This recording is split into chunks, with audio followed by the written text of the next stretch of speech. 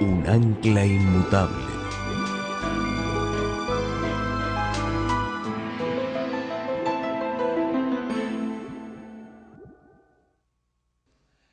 Antes de entrar a nuestro estudio esta mañana vamos a hacer lo que siempre hacemos: pedir que Dios bendiga el estudio de su palabra. Así que les invito a inclinar sus rostros conmigo para orar. Nuestro Padre, nuestro Dios, gracias por darnos la vida este día. Gracias por el privilegio de ser tus hijos y tus hijas. Gracias por tu palabra, que es una guía segura en un mundo de confusión y de rebelión. Pedimos en esta mañana, al abrir tu sagrado libro, que el Espíritu Santo, quien lo inspiró, pueda venir a explicárnoslo. Te damos gracias por escuchar nuestra oración, pues te lo pedimos en el nombre de Jesús. Amén. Vamos a comenzar nuestro estudio esta mañana en Génesis, el capítulo 2 y el versículo 7. Y como se pueden dar cuenta, el título del tema es La hora del juicio divino. Ahora, los que estuvieron anoche, hablamos del concepto global del juicio en la Biblia. Nos dimos cuenta que el juicio básicamente tiene tres etapas o tres fases. Tiene una etapa antes de la segunda venida de Jesús, tiene una etapa durante el milenio y tiene otra etapa después de los 1000 años. Es decir, el juicio no es un evento, es un proceso. Es un proceso largo que dura siglos y siglos. Debemos tener eso en mente cuando hablamos del concepto bíblico del juicio. Ahora, el enfoque nuestro esta mañana será específicamente en el juicio antes de la segunda venida de Jesús, lo que se conoce como el juicio investigador o el juicio preadvenimiento. Ese es el juicio que se menciona en Apocalipsis 14:7, donde dice: temed a Dios y dadle gloria, porque la hora de su juicio ha llegado.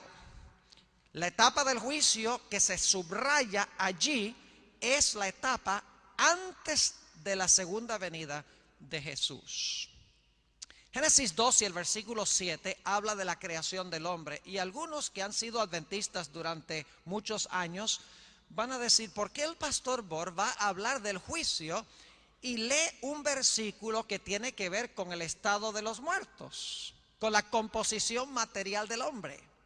Vamos a ver que hay una relación estrecha entre la doctrina bíblica del juicio y la doctrina bíblica de lo que sucede cuando una persona muere.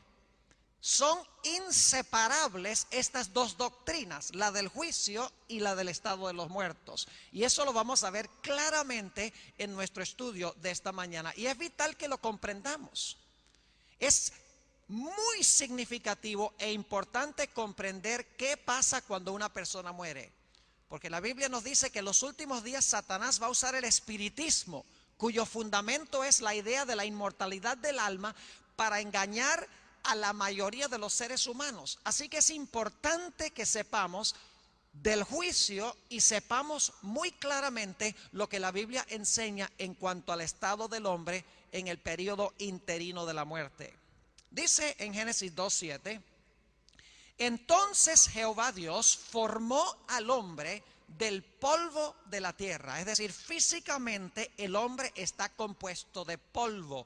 Dios hizo piel, Dios hizo músculos, Dios hizo órganos, Dios hizo huesos. Es decir, el polvo de la tierra lo usó Dios para hacer la composición fisiológica del cuerpo humano.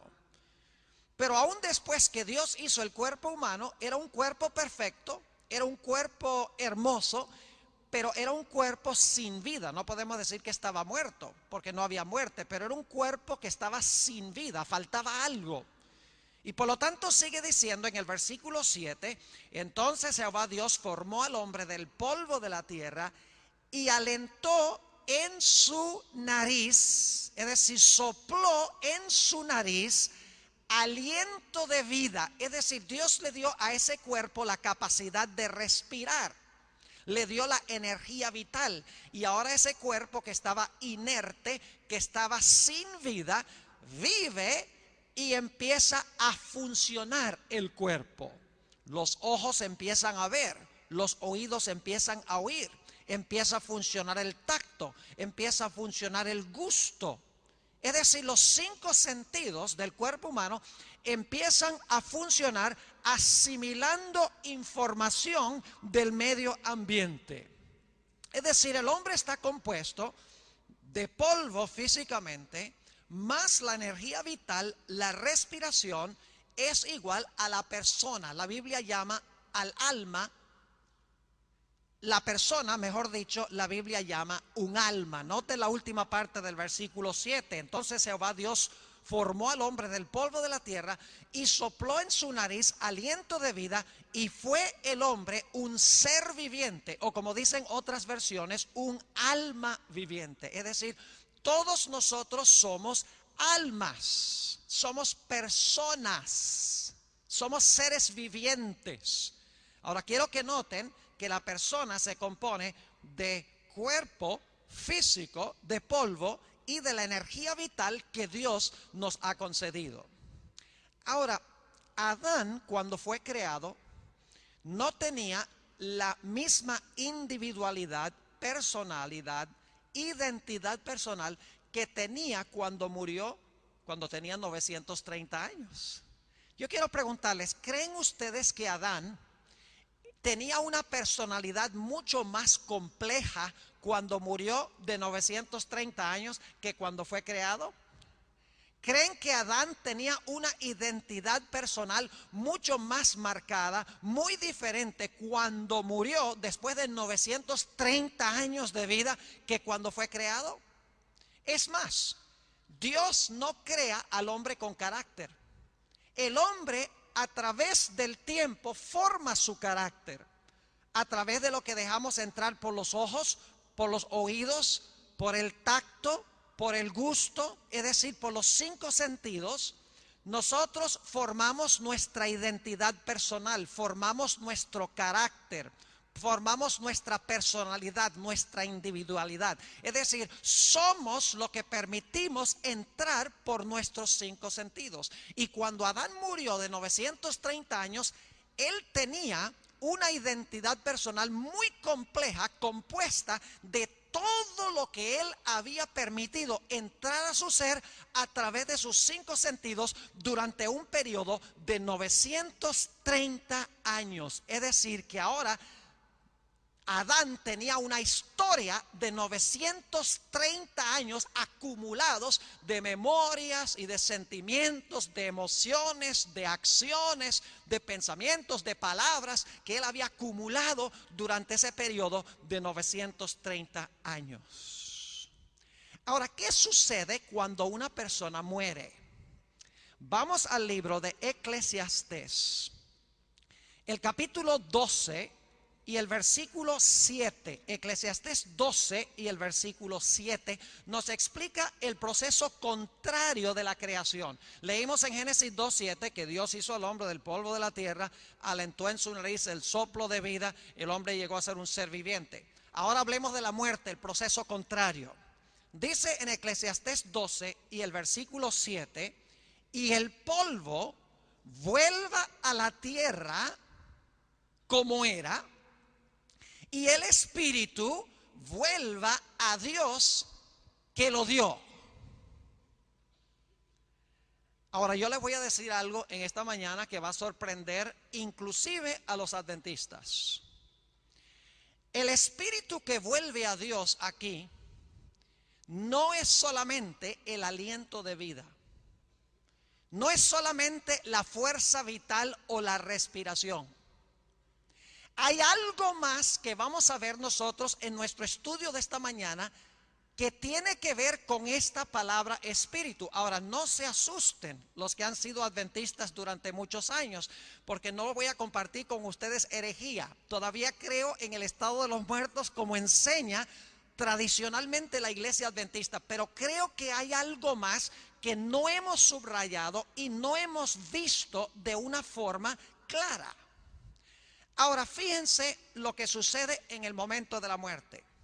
El cuerpo vuelve al polvo, la respiración sale del cuerpo, es decir, expiramos y como resultado el cuerpo deja de funcionar. Pero ahora les voy a hacer una pregunta que probablemente nadie les ha hecho jamás. ¿Qué sucede? Hablemos del caso de Adán. ¿Qué sucede con los 930 años de registro personal que Adán desarrolló durante el transcurso de su vida? ¿Qué pasó con el carácter de Adán cuando Adán murió? ¿Qué pasó con su identidad personal? ¿Qué sucedió con su personalidad? ¿Qué sucedió con el registro de toda su vida cuando Adán murió? Todo lo que él permitió entrar por sus ojos, entrar por sus oídos, a través del tacto, a través del gusto, a través de los 5 sentidos, el cúmulo de lo que hizo su carácter o su identidad personal. ¿Qué sucedió con eso cuando Adán murió y cuando nosotros morimos? La respuesta bíblica es muy sencilla. ¿Saben ustedes que Dios guarda en el cielo un registro exacto de cada detalle de nuestra vida? Cada instante de nuestra vida, cada palabra, cada acción, cada emoción, cada motivo, cada pensamiento, a medida que va sucediendo, Dios registra eso en lo que la Biblia llama los libros celestiales. Es decir, Dios tiene en el cielo una fotocopia de cada ser humano. No falta nada.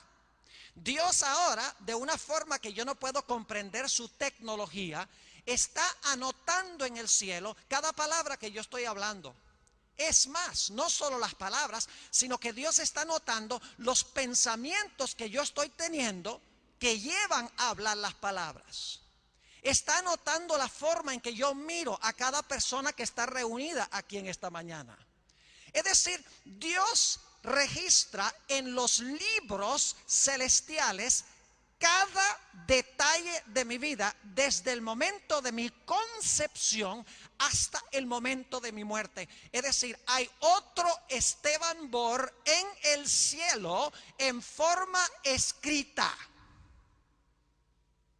Ahora quiero subrayar eso. No digan que el pastor Bor está enseñando que está en 2 lugares a la vez, personalmente, porque no creo eso. Lo que sí creo es que estoy personalmente acá, pero en el cielo Dios tiene un registro exacto de quién soy yo en sus libros. Ahora quiero subrayar la palabra libros, plural.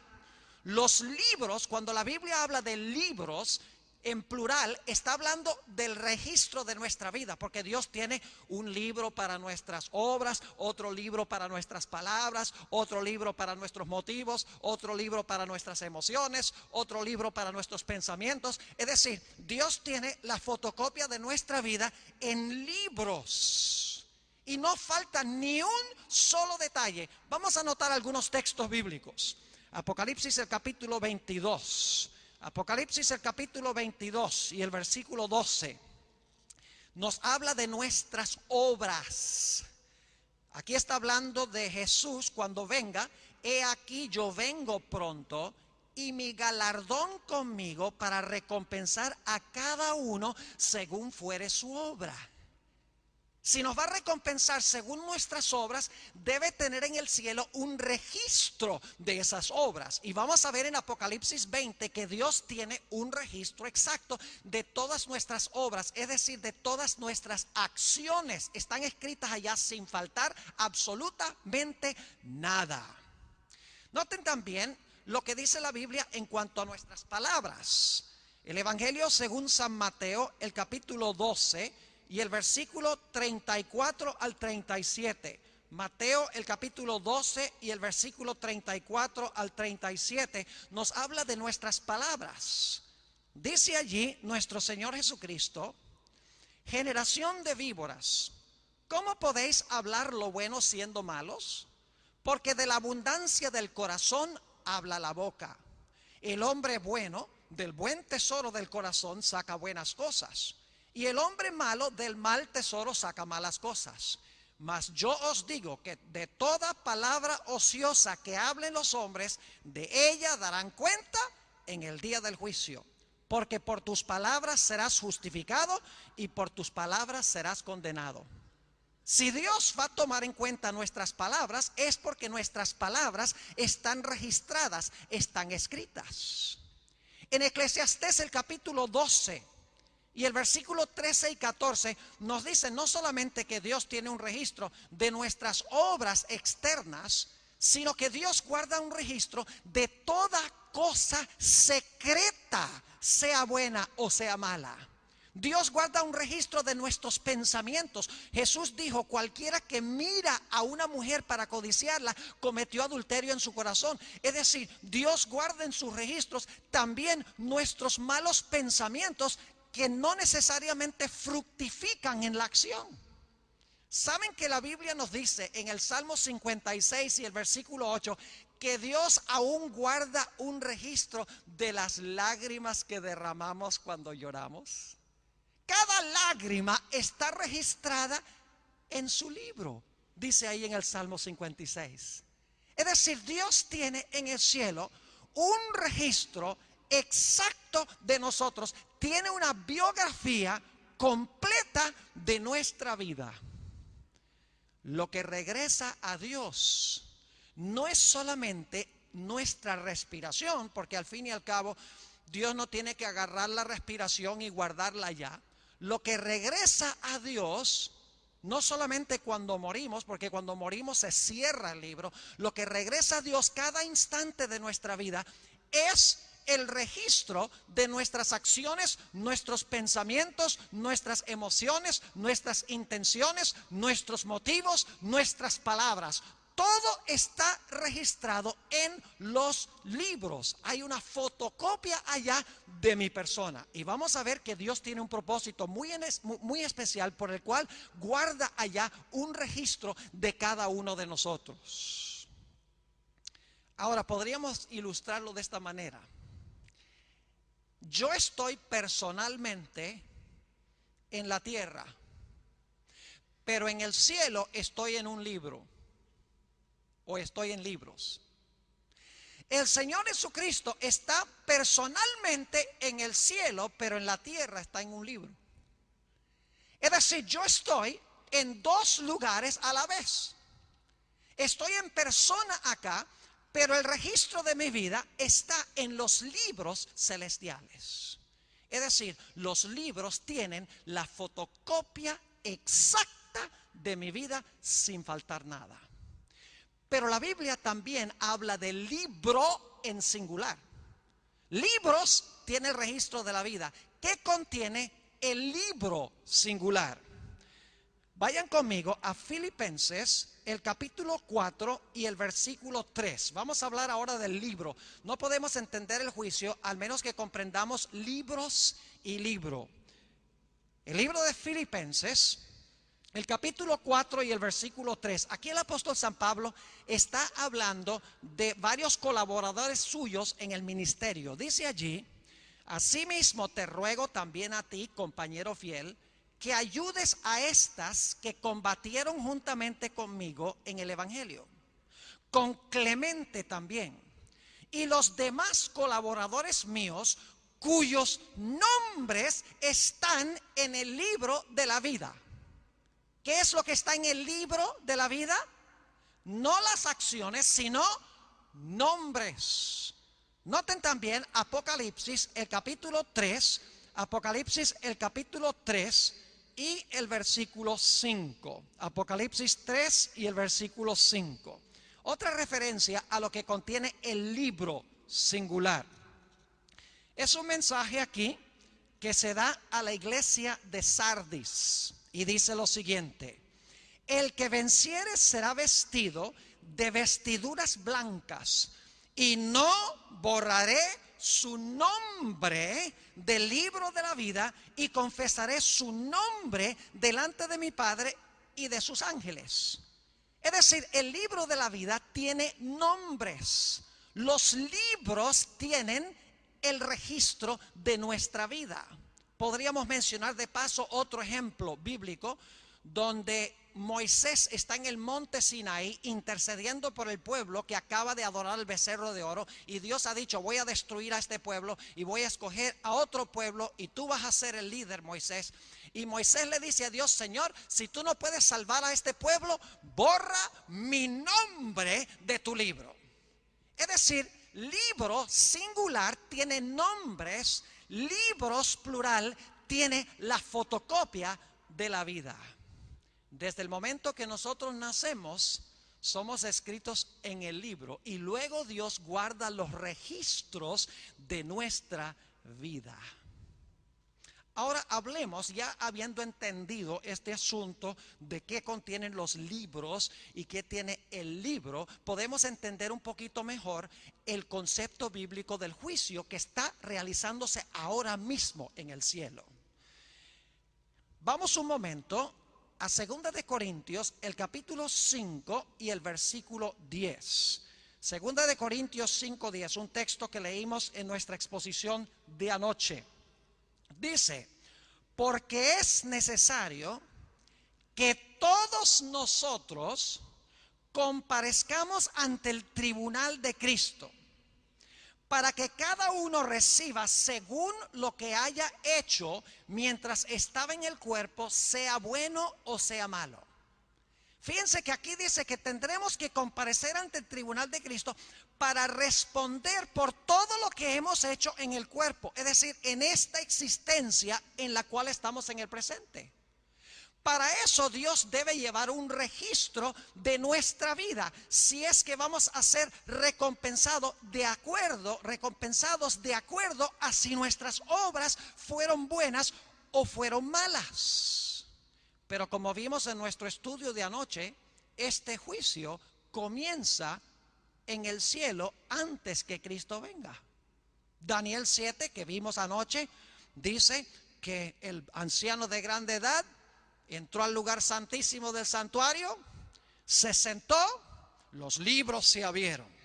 Luego dice que Jesús viene a donde estaba el anciano de grande edad para desempeñar la obra de juicio. Es decir, el juicio no es en la tierra, sino en el cielo. Y no es a la segunda venida, sino que se realiza antes de la segunda venida del Señor Jesucristo. Ahora quiero referirme al caso de Adán para que podamos entender un poquito mejor este asunto. Adán, según la Biblia, murió cuando tenía 930 años. Lo pueden ver en Génesis 5. Es decir, Adán ha estado muerto aproximadamente unos 5,000 años, algo más de 5,000 años. Yo quiero preguntarles, ¿a dónde está Adán hoy? ¿Saben dónde está Adán hoy? Adán está en el cielo a través de sus registros. Pero ¿dónde está Adán personalmente? Adán personalmente ha regresado ¿al qué? Ha regresado al polvo, como dice la Biblia. Es decir, Adán personalmente está muerto, pero el registro de toda su vida, sin faltar detalle, está escrito en el cielo. Ahora escuchen lo que les voy a decir. Según el conflicto de los siglos, y se puede corroborar bíblicamente, el primero en ser juzgado en 1844 fue Adán. Porque Dios hace el juicio comenzando con los muertos y lo hace en orden cronológico. Menos mal que no lo hace en orden alfabético, especialmente si su apellido es Ziegler, porque va a tener problemas. O si es Ziegler sería bueno, porque es de último. Pero si tiene un apellido como el mío, Bor, significa que Dios tendría que juzgarme primero. Pero Dios no lo hace por orden alfabético. Dios lo hace en orden cronológico de acuerdo a cuando nacimos. Dice, empezando con los que primero vivieron en la tierra. se comienza el juicio. Es decir, el primero en ser juzgado en 1844 fue ¿quién? Adán, porque fue el primero que vivió. Ahora yo pregunto, ¿dónde estaba Adán en 1844? Estaba en el sepulcro.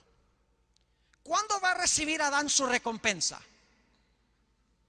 Apocalipsis 22:12 dice, Jesús, he aquí yo vengo presto y mi ¿qué? Y mi galardón conmigo. Jesús cuando venga trae el galardón. Ahora yo no sé si ustedes ven el problema aquí. Adán murió hace 5,000 años. No recibe su recompensa sino hasta que Cristo venga.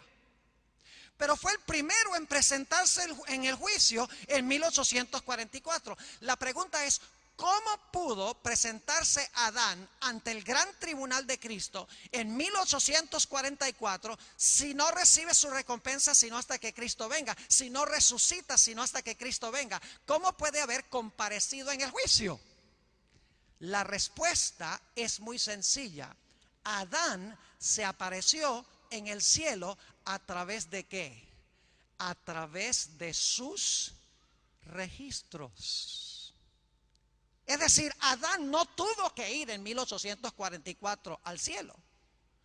Esta es la razón por la cual Dios tiene nombres en un libro y tiene el registro de la vida en los otros libros. Déjeme dramatizar lo que sucedió en 1844, cuando Jesús entró al lugar santísimo y comenzó a juzgar a los muertos. Se trajo el libro y ahí están los nombres de las personas desde el momento de su nacimiento. Y ahora Dios dice, Adán, preséntese ante el juicio. ¿Y dónde está Adán? Adán es polvo. No va a ir con Cristo sino hasta que Cristo venga. ¿Cómo se puede presentar? Bueno, los ángeles traen ¿qué cosa? Los libros, el registro de su vida. Él no tiene que ir personalmente. Él se presenta a través de la fotocopia exacta de su vida. Lo que se examina, en otras palabras, es el registro de su vida. No aparece allí personalmente. Y como vimos anoche, los muertos están en el sepulcro hasta que Cristo venga a recompensarlos. Quiere decir que en el juicio, antes de la segunda venida, en el cielo, no aparecen personalmente porque están en el sepulcro, sino que aparecen a través de sus registros. La Biblia dice que cuando Cristo venga, los muertos en Él van a resucitar. Los que están vivos, luego juntamente con ellos, van a ser arrebatados en las nubes a recibir al Señor en el aire. Es decir, los justos no van al cielo en el momento de la muerte, pero son juzgados antes de la segunda venida a través de los registros que se guardan de ellos. Permítame darles un ejemplo para que podamos entender mejor. Tenemos ese pedacito de película del asesinato de John F. Kennedy. ¿Han visto alguna vez ese pedacito de película o solamente unos pocos segundos donde se asesinó a John Kennedy? ¿Saben que eso se vendió recientemente por $2 millones, ese trocito de película? Increíble. Ahora yo quiero preguntarles, cuando ustedes en televisión ven ese trozo de película de la limusina que da la vuelta a la esquina, viene por la calle y entonces se oye el tiro y entonces se le echa la cabeza atrás al presidente Kennedy. Yo quiero preguntar, cuando ustedes ven esa película, ¿Kennedy está vivo o está muerto? ¿Entienden mi pregunta? ¿Está vivo o está muerto? Siempre que hago esa pregunta, algunos dicen está vivo y otros dicen que está muerto. Porque cuando usted está viendo la película, Kennedy está ¿qué? Muerto. Pero cuando ocurrió el evento, Kennedy estaba ¿qué? Vivo. Así hace Dios. Dios tiene en el cielo, podríamos decir, una película de mi vida por dentro y por fuera. En 1844 Dios trae la película. Aunque yo esté muerto, Dios trae la película. Y entre los seres celestiales, Dios muestra la película de la vida del pastor Bohr. Es toda la película que presenta mi vida mientras estuve vivo. pero se presenta allá después de mi muerte. ¿Están entendiendo lo que estoy diciendo? Es decir, no aparezco allá en persona, sino que aparezco allá a través de los registros. Y saben que la palabra espíritu en la Biblia se refiere no solamente a la respiración, sino que la palabra espíritu se refiere a nuestra identidad personal, el registro de nuestra vida que guarda Dios en el momento de mi muerte. Lo que regresa a Dios no es solamente la respiración, lo que regresa a Dios es el registro de mi vida. Dios cierra el libro de mi biografía. Ahora alguno dirá, pastor, ¿cómo sabe usted eso? Quiero leer algunas citas muy interesantes ahora, bíblicas primero. Hechos el capítulo 8 y el versículo 55. Lucas, y después vamos a Hechos. Lucas el capítulo 8 y el versículo 55. Quiero que noten algo muy interesante aquí. Y debo decirles que ya cumplí 53 años y a veces me fallan los ojos y leo mal. Así que si leo mal, por favor, corríjanme. Lucas 8 y el versículo 55. Está hablando de la resurrección de la hija de Jairo. Y fíjense lo que declara. Y vamos a empezar en el versículo 52 para el contexto.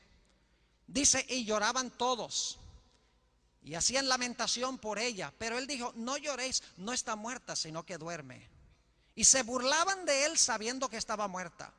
Mas él, tomándola de la mano, clamó diciendo, muchacha, levántate. Y ahora escuchen esto, escuchen con atención. Entonces el espíritu volvió. ¿Es eso lo que dice? ¿Dice eso? Entonces el espíritu volvió e inmediatamente se levantó y él mandó que se le diese de comer. No dice el espíritu le volvió, dice entonces su espíritu volvió, el de ella, el que le pertenecía a ella. Yo quiero preguntarles esto. Cuando Dios le devolvió la respiración a esa niña y ella se despertó, ¿creen que recordó a sus padres? ¿Creen que recordaba a sus padres? Claro que sí. Es más, el relato indica de que cuando ella se murió tenía hambre. Así que lo primero que hicieron cuando se despertó fue darle comida. Es decir, se despertó con el apetito que tenía cuando se murió. ¿Qué le devolvió Dios a esa niña? ¿Solamente la respiración? No. Le devolvió la respiración con todo el registro de su vida junto con la respiración, de tal manera que ella recibió su identidad personal. ¿Creen ustedes que recordaba a sus amiguitas con quienes jugaba? Claro que sí.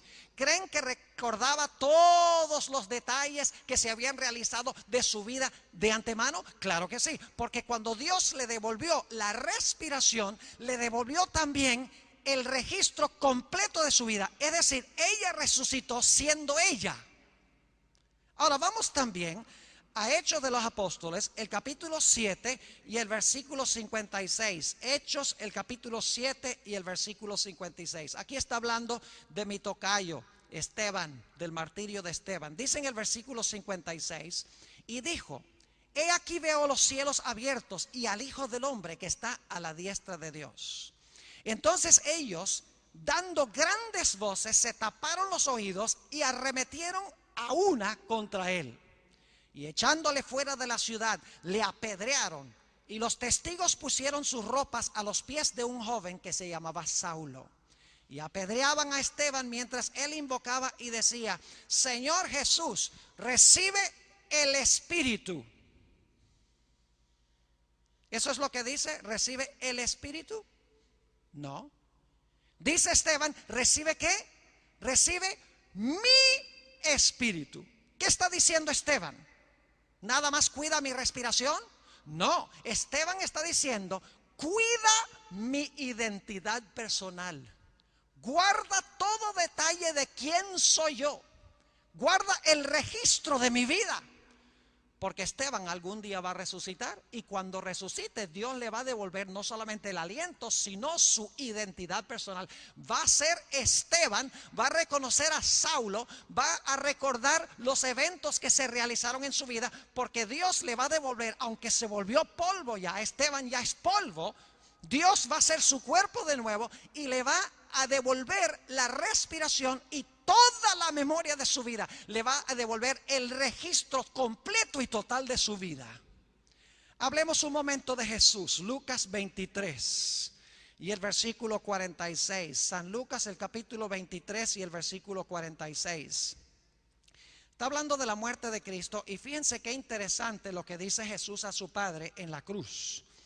Dice allí en Lucas 23, 46, entonces Jesús, clamando a gran voz, dijo: Padre, en tus manos encomiendo el Espíritu. ¿Es eso lo que dice? No. Jesús dice: en tus manos encomiendo mi espíritu. Pregunta: cuando Jesús resucitó, ¿reconoció a los discípulos? Claro que sí. ¿Recordó los eventos de su vida con los discípulos? Claro que sí. ¿Tenía Jesús la identidad personal exacta que tuvo durante su vida, que le fue devuelta en el momento de su resurrección? Claro que sí. Dios no solamente le devolvió la respiración, sino que le devolvió el registro de su vida, su identidad personal. Ahora, habiendo leído estos textos de la Biblia, yo quiero leer un par de citas de los escritos de Elena White. La viejita, con 2 años y medio de educación primaria, entendió lo que yo estoy compartiendo con ustedes esta mañana. ¿No creen ustedes que esto es una especulación mía? La Biblia y el espíritu de profecía ambos corroboran este punto. La primera cita que quiero leer, y son 2, no son tan largas, se encuentra en el Comentario Bíblico Adventista, tomo 6, la página 1092 y 1093. Y escuchen la profundidad de este concepto. Y yo estoy usando aquí mi propia traducción. Dice allí: nuestra identidad personal es preservada en la resurrección. ¿Qué es preservada en la resurrección? ¿Nuestra qué? Nuestra identidad personal es preservada en la resurrección. Aunque no las mismas partículas de materia o sustancia material que entraron al sepulcro. Es decir, Dios no tiene que rescatar cada partícula de materia para resucitarnos. Él puede usar otra materia. Sigue diciendo: las maravillosas, ahora escuchen bien, las maravillosas obras de Dios son un misterio para el hombre. El espíritu, el carácter del hombre, regresa a Dios y allí es preservado. ¿Lo captaron? ¿Qué regresa a Dios? El espíritu, que se identifica como ¿qué? El carácter. Dice: el espíritu, el carácter del hombre regresa a Dios y allí es preservado. En la resurrección, cada hombre tendrá su propio carácter. Dios a su debido tiempo levantará a los muertos y les dará de nuevo el aliento de vida, y mandará a los huesos secos que vivan. La misma forma saldrá, pero estará libre de la enfermedad y de todo defecto. Revivirá llevando los mismos rasgos, de tal manera que amigo reconocerá a amigo. No hay ninguna ley de Dios en la naturaleza que le obligue a devolverle al hombre las idénticas partículas de materia que componían el cuerpo antes de la muerte. Dios le dará a los justos que murieron un cuerpo que le plazca a él. Es decir, Dios le va a devolver a cada ser humano su carácter. Por eso decimos que lo único que vamos a llevar al cielo es ¿qué cosa? Nuestro carácter, nuestra identidad personal. ¿Quiénes fuimos en vida? Ahora, tenemos un problemita. ¿Cuántos de ustedes tienen cosas en sus caracteres que no les gustaría llevar? ¿Tienen cosas que han hecho que no les gustaría que Dios les devolviera? Yo tengo muchas. ¿Y qué va a pasar con todo eso? Si Dios nos va a devolver exactamente lo que fuimos en vida, ¿qué pasa con todas esas cosas malas que hicimos? Con los malos rasgos de nuestro carácter. Guarden esa pregunta porque va a ser nuestro último punto. Ahora, la segunda cita que quiero leer es Conflicto de los Siglos 7:22. Y aquí está hablando de los impíos que están fuera de la santa ciudad, de la Nueva Jerusalén. Habla de la resurrección de ellos. Noten lo que dice. Allí hay reyes y generales que conquistaron naciones, hombres valientes que nunca perdieron una batalla, guerreros soberbios y ambiciosos cuya venida hacía temblar reinos. La muerte no los cambió. Al salir de la tumba, reasumen el curso de sus pensamientos en el punto mismo en que lo dejaran. Se levantan animados por el mismo deseo de conquista que los dominaba cuando cayeron. Imagínense eso, dice que reasumen el curso de sus pensamientos en el mismo punto donde cesaron sus pensamientos cuando se murieron. Eso significa que si un individuo abrió la boca para hablar una palabra blasfema, y cuando tenía la boca abierta, una flecha lo atravesó, cuando se levante va a completar la palabra. Porque los pensamientos reasumen el momento exacto a donde cesaron. Significa que Dios le devuelve a esa persona el registro exacto de su vida hasta el mismo momento de su muerte. Ese es el espíritu, el carácter que Dios le devuelve al hombre. Y es lo que se examina en el cielo. Ahora yo vuelvo a preguntar, ¿tienen ustedes algo en sus caracteres que no les gustaría que Dios les devolviera? Yo tengo muchas cosas. ¿Y qué pasa con eso?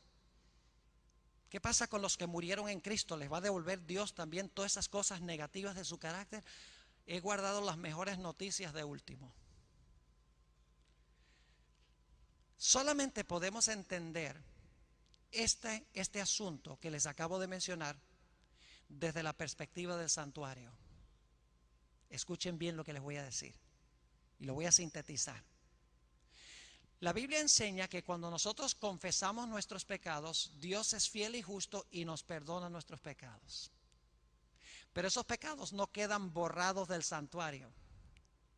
Quedan registrados en los libros. Es decir, ese acto de tu vida, ese pensamiento, esa acción mala, ese sentimiento, Dios registra eso en sus libros. Pero al lado del pecado coloca perdonado por la sangre de Cristo, porque esta persona se arrepintió de su pecado. Perdonado está anotado allá. Es decir, nuestra mayor seguridad es tener nuestros pecados en el santuario, confesarlos, porque Dios nos perdona. Yo me puedo ir contento a la casa teniendo la seguridad del perdón, pero el pecado está registrado en los libros celestiales, porque cuando surja mi nombre en el juicio, Satanás va a acusar y va a decir, ve, el pastor Bor hizo esto, hizo lo otro, y Dios va a decir, yo no niego que el pastor Bor haya hecho todas esas cosas, pero al lado de eso que se encuentra escrito, perdonado por la sangre del Cordero, porque por la gracia de Dios lo confesó, recibió perdón y por el poder del Espíritu Santo venció ese pecado. Y lo que va a hacer Dios, cuando surge mi nombre, todos los pecados que han sido confesados, todos los pecados que han sido perdonados, ahora van a ser borrados del registro. De tal manera que cuando Dios me devuelva mi carácter, cuando me devuelva mi identidad personal, me devolverá quién fui yo en vida, menos todo aquello que fue borrado en el juicio que yo confesé y por la gracia de Dios vencí. No son esas buenas nuevas que me va a devolver el registro, menos todos los pecados que han sido perdonados y limpiados por la sangre del Cordero. Gloria a Dios. Yo quiero terminar en esta mañana dándoles una ilustración para que recuerden todo lo que hemos hablado. No lo van a olvidar nunca. El concepto que he compartido con ustedes lo van a recordar para siempre con la ilustración que les voy a dar. Quiero comparar al hombre con una computadora. Y hablemos en primer lugar de la computadora. Una computadora tiene su composición material, lógicamente. Tiene plástico, tiene circuitos, etc. La computadora también tiene un cerebro que desempeña todas las operaciones de la computadora. Pero usted puede tener una computadora perfecta, capaz de hacer todas sus funciones, pero al menos que usted enchufe la computadora, le dé energía a la computadora no va a funcionar. Así que la computadora física con su cerebro, por así decirlo, más la energía eléctrica hace que la computadora funcione. Lo mismo que el ser humano. El hombre está compuesto materialmente, físicamente de polvo. Y Dios, por así decirlo, enchufó al hombre, le dio su energía eléctrica. Y entonces, como la computadora, el hombre empezó a funcionar. Ahora, cuando usted tiene una computadora, usted empieza a programar la información. Le mete software, le baja información del internet, le mete información tipografiando. Es decir, usted empieza a meterle a esa computadora información. Y cuando lo hace, esa computadora toma la identidad que usted le ha dado a esa computadora. Es decir, usted puede comprar una computadora hoy. En un año no es la misma computadora, porque la computadora tiene muchísima información que usted le ha metido. Es su computadora personal. Ahora supongamos que un día hay una explosión. Usted no está en la casa. Y esa computadora está en la casa donde hay la explosión. Y la computadora se desbarata en 1.000.000 de pedazos. ¿Qué pasa con lo que estaba en la computadora? Qué desastre, dice, se perdió todo. Porque ahora la computadora no tiene energía. La computadora se desintegró. Pasa lo mismo con la computadora que con el ser humano cuando se muere. La energía eléctrica ya no está, su cuerpo se desintegra. Por esa razón es que existen los disquetes. No sé si les dicen aquí así. A medida que ustedes van trabajando en la computadora y metiendo la información a la computadora, ustedes guardan lo que le meten a la computadora en disquetes. Van guardando la identidad de la computadora, por así decirlo, en los disquetes. Porque saben que algún día algo puede pasar con la computadora y se perdería todo. Así que a medida que usted le va metiendo información, va transfiriendo todo a los disquetes y en un lugar seguro usted guarda los disquetes. Así que cuando la computadora se desenchufa y se desintegra y se destruye, usted dice no hay ningún problema porque yo tengo la identidad de la computadora en los disquetes. Yo pregunto, ¿puede usted comprar otra computadora? Ir al almacén, inclusive comprar una computadora más poderosa y luego tomar los disquetes y meterle la misma información a esa computadora que tenía la primera. Ustedes saben que sí. Es decir, la información en los disquetes se puede meter en una nueva computadora para que la nueva computadora tenga la identidad personal de la primera computadora. Así hace Dios con nosotros.